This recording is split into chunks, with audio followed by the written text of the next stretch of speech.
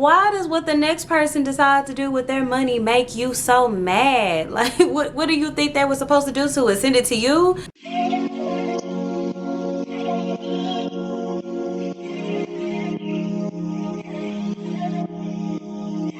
Hey y'all, it's Marissa. Welcome back to the channel. It's Vlogmas Day 7 and we're gonna do something a little different today. I did my makeup for other reasons and really I'm just in a crappy mood, so I thought we would do some girl talk because I feel like ranting a little bit today. So make sure you click the subscribe button so that you can be a part of the Marissa Mafia.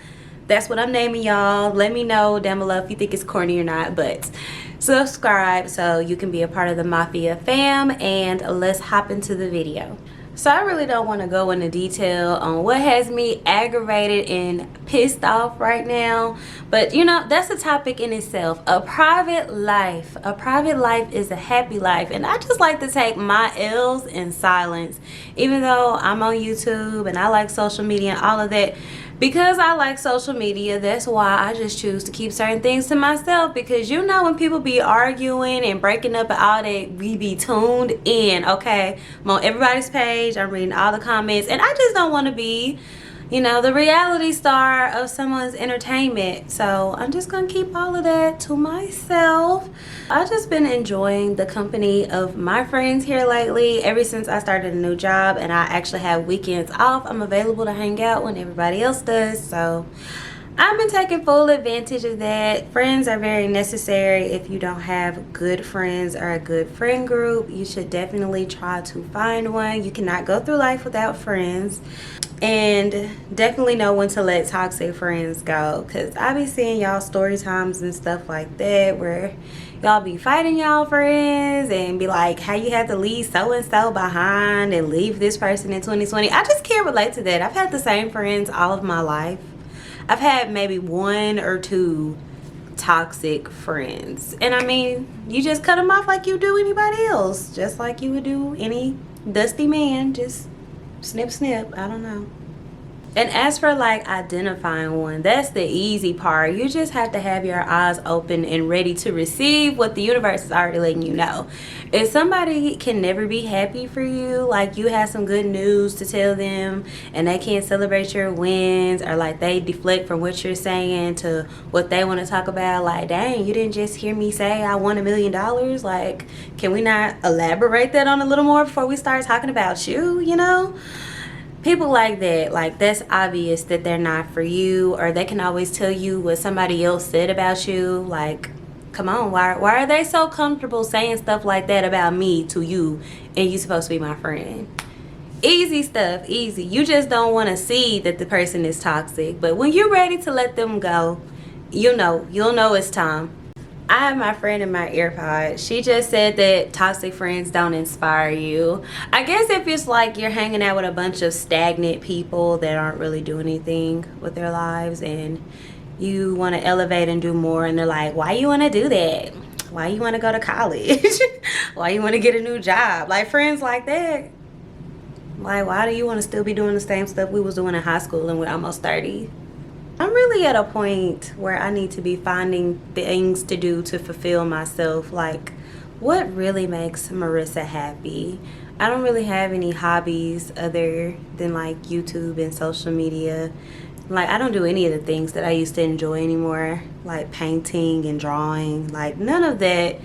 Where did I lose my passion for things that I enjoy? I don't understand. But like, that's important to have different outlets, especially now when you can't go anywhere or do anything. And there's like this new wave of self-love being all the rage. Everybody's practicing self-love and talking about self-love. But what exactly is self-love? Because it's not taking a bubble bath and putting a mask on your face. You know, you're taking care of your body and that probably makes you feel good. But what are you really doing to show love to your actual self? Really more so asking myself that, because I truly don't know. I just feel like I need to be on a self-discovery type journey. Like, there has to be more to life than just being a mommy and working and coming home and doing it all over again. You could meditate to, like, what is that, close off the rest of the world and focus on you. I get bored easily with stuff like that, and I have a short attention span. It's like those memes that talk about like when you praying and then you start thinking about some other stuff and you got to come back to the prayer and apologize. Like my mind just be all over the place. That is not good, but it's the truth. My skin looks really good. I just had to say that before I moved on to the next thing. But I wanted to talk about body image and body positivity as well. Just being honest with myself. Like, I'm not completely confident with my body. My belly button has not been the same since I had my kid, and he's 5 now. So that just ruined crop tops for me. But I'm supposed to be on a fitness journey, and I'm like on and off it every other month because it's hard to be self-motivated sometimes. And I'm not really an emotional eater, but sometimes eating food does make you happy. Like, okay, my day was crap, so I deserve to go to Sonic and get some ice cream. But in this day and age, really, if I had the funds, I would just go to Miami and get a BBL. Honestly, I do have the funds. I be looking at people and be like, if she could go to Miami and get a BBL, why can't I? Not to count anybody's pockets, but you know what I'm trying to say. Like, everybody has a BBL. You go in the grocery store and half the women there have gotten lipo or something. And if it makes you happy, then do it. Do what makes you happy with your body. But I would be lying to say that, yeah, I'm happy with my body and I'm like clearly overweight and the chubbiest I've ever been before in my entire life. Even pregnant. Like, I was not even this big pregnant. I just let myself go. Really, honestly, I'm okay with my booty. So do I want a BBL or do I just want 360 lipo? But I would probably never do it. Well, I won't say never. You never know. But I gotta do something because even though you want to look good, I want to feel good. I want to be healthy. I want to do all that I can to live a long enough life to enjoy my kid and grow up, see him grow up and all of that good stuff. And I cannot do that if I eat Popeyes every day of the week. It's just not going to happen. So you just have to be comfortable with the skin that you're in. When you're ready to start your weight loss journey, you'll know, you'll be motivated to do the right things. Like, I was going hard this summer because I was motivated. I was working out, I was eating clean because that's what I wanted to do, and now I don't want to, so I'm not. So really, it's more so a mental thing than it is a physical thing. What is your motivator? What is driving you to be a better version of you? And you know what else I've been seeing a lot of?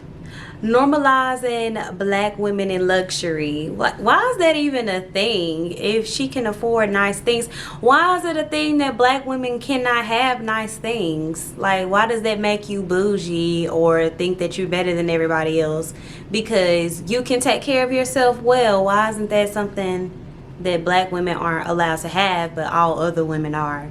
That I don't understand why that's something to even be discussed. Maybe it's because, well, I'm gonna say I'm like used to seeing like a bunch of black women in luxury, but I've had like black women in my family or like black mentors who lived in luxury. Like, it's not foreign to me for a black woman or like a black family to have nice things. I just think that that's crazy to even be a topic to be discussed. And there's some black influencers that I follow, and when they do luxury hauls, they get so much hate. So much hate. Why does what the next person decides to do with their money make you so mad? Like, what do you think they were supposed to do to it? Send it to you? What does it matter if I want to spend that much money having a spa day or getting a purse or getting an $800 wig installed and doing the same thing the next day? If I got it like that, why does that bother you, what I decide to do? I don't understand that. I wish I would have lived my life like that while I was young. Like, I'm saying that like I'm super old, but like the girls who are like in their young 20s and they be having their luxury cars and bags and all of that stuff, I wish I would have lived out my younger 20s like that, honestly. But I mean, I still got time. I'm only 27. It's old, but it's still young at the same time. But that's pretty much it for this short little chit chat, you guys. Let me know down below your thoughts and opinions on the topics that we discussed, and let me know if you would want to do a girl talk in the future, like submit me topics or whatever, because sometimes it's kind of hard coming up with this stuff off the top of my head. So definitely let me know if it's something you guys will want to do again. Subscribe, join the mafia, and I will see you guys in the next one. Bye.